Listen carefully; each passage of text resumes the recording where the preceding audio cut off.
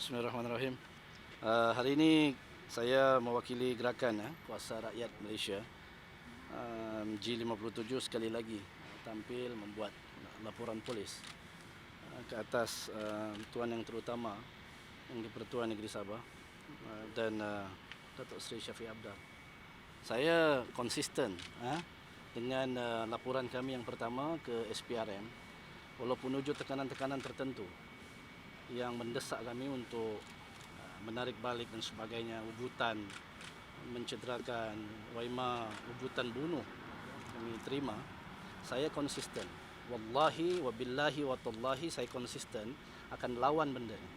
Dan saya juga tidak mau bercerita lebih lanjut tentang benda ini sebab dia melibatkan subjudis, sebab Tuan Yang Terutama sedang menghadapi saman oleh pihak-pihak tertentu di Sabah.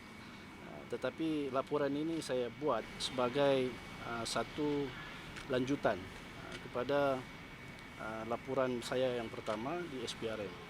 Laporan polis ini juga saya akan hantar kepada Duli Yang Maha Mulia Seri Paduka Baginda Yang di-Pertuan Agong. Saya akan hantar juga satu salinan kepada Suhakam dan Setiausaha Agung Bangsa-Bangsa Bersatu. Sebab saya merasakan bahawa mereka perlu tahu disebabkan ini sebagai NGO kami berhak untuk menceritakan perkara yang sebenar. Pada pandangan kami ada sesuatu yang tidak kena sedang berlaku di Sabah ketika ini. Sebab itu kita tampil hari ini dan saya berharap supaya laporan yang kami buat ini sebelum ini di SPRM dan hari ini undang-undang dapat dikehadapankan. Sekarang ini menjadi isu bagi kami, dan kalaupun kami tidak bukan kami yang melakukan ataupun buat laporan kepada SPRM, ada pihak lain lagi sebenarnya yang akan buat laporan. Jadi saya akur dan bersedia menghadapi tekanan-tekanan ini dan atas sebab-sebab yang saya akan bagi tahu sekejap lagi. Okey.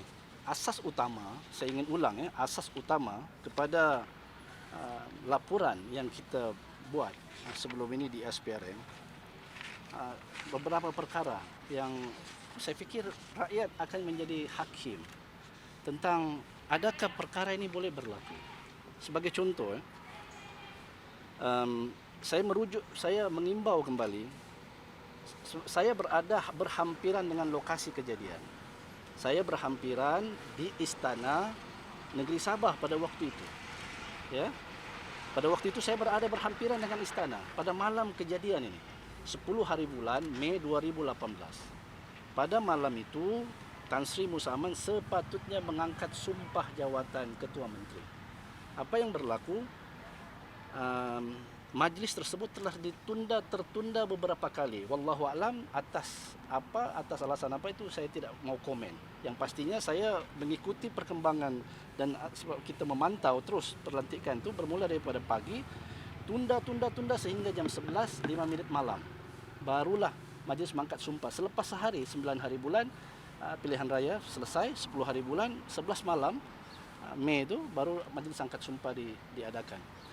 Daripada peristiwa tersebut, saya mendapat maklumat Tun Juhar pada malam tersebut telah memujuk wakil-wakil rakyat Barisan Nasional untuk melompat parti.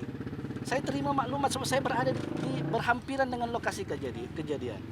Cuma saya tidak dapat masuk ke dalam istana tersebut sebab mereka semua pakai pakaian yang dimestikan untuk masuk ke dalam, sedangkan saya tidak memakai pakaian tersebut. Tentu saya berhampiran kejadian tersebut. Ini peristiwa 10 hari bulan. Okey, lepas tu satu laporan polis telah dibuat pada 2018 oleh aktivis NGO juga disandakkan. Selepas peristiwa ini berlaku. Okey, kita akur. Mungkin kita rasa dia sebagai satu orang tuan yang terutama, mungkin dia mempunyai hak untuk berbuat begitu. Okey, kita akur. Kemudian pada 14 Mei Tuan Yang Terutama telah menghantar sepucuk surat kepada Setiausaha Sulit kepada Musa Aman, Effendi Suno, memberitahu seakan-akan surat itu memecat ataupun memberitahukan bahawa Musa sudah tidak lagi menjadi Ketua Menteri. Dan pada waktu itu 14 hari bulan. Kemudian pada yang peliknya peristiwa berulang pada 29 hari bulan 29 Julai 2020. Peristiwa yang sama berulang di mana Syafiq Apdal telah kehilangan majoriti dalam Dewan. Hanya tinggal 32 orang berbanding 33 orang yang menyokong Tan Sri Musa. Kenapa Syafi'i tidak diarahkan meletak jawatan? Sebaliknya pembubaran dibuat tanpa berjumpa dengan 33 orang wakil rakyat yang menyokong Tan Sri Musa. Ini persoalan dia yang kami nampak ada ketidakadilan di sini.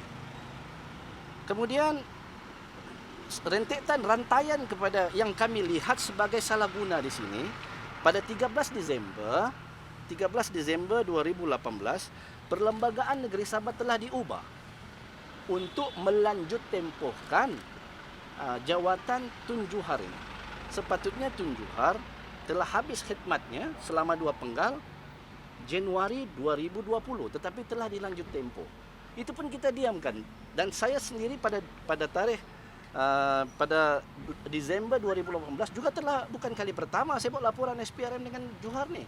Ini dah kali kedua. Kali pertama saya buat 2018 tapi tak sekecoh inilah.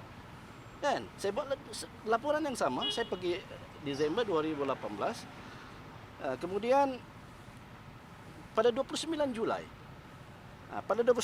kita telah menghantar lagi satu laporan kepada SPRM, dan daripada maklumat yang kami terima, Datuk Osman Jamal, Adun Balung telah bertemu dengan Juhar di Istana Negeri Sabah pada 29 Julai. Malam tu membawa bersama-sama Juhar tersebut 33 SD. Ini perkara ini disahkan sendiri oleh Dr. Jeffrey. Saya dah sertakan sekali dalam report ni. Juhar telah beritahu kepada Osman Jamal, Datuk Osman Jamal, agak lewat malam, besok kamu datang. Kan? Keesokannya Juhar telah menandatangani surat pembubaran. Kemudian mereka keluarkan kenyataan bagi membalas, bukan tuduh. Saya minta kepada SPRM menyiasat. Ada tidak salah laku, saya cakap saya merayu, saya meminta, boleh rujuk transkrip ucapan saya di depan ni. Saya meminta SPRM, saya bukan menuduh, saya minta SPRM sebagai orang tengah menyiasat. So, pada pandangan mata saya, pada pandangan mata kami terdapat salah laku di sini. Kan? 33 orang SD kan dinafikan hak mereka. Lepas tu istana buat kenyataan akhbar, mereka tidak menerima apa-apa SD daripada Musa. Ini bukan kita berbicara tentang soal saya sokong siapa kan, tapi ini soal keadilan.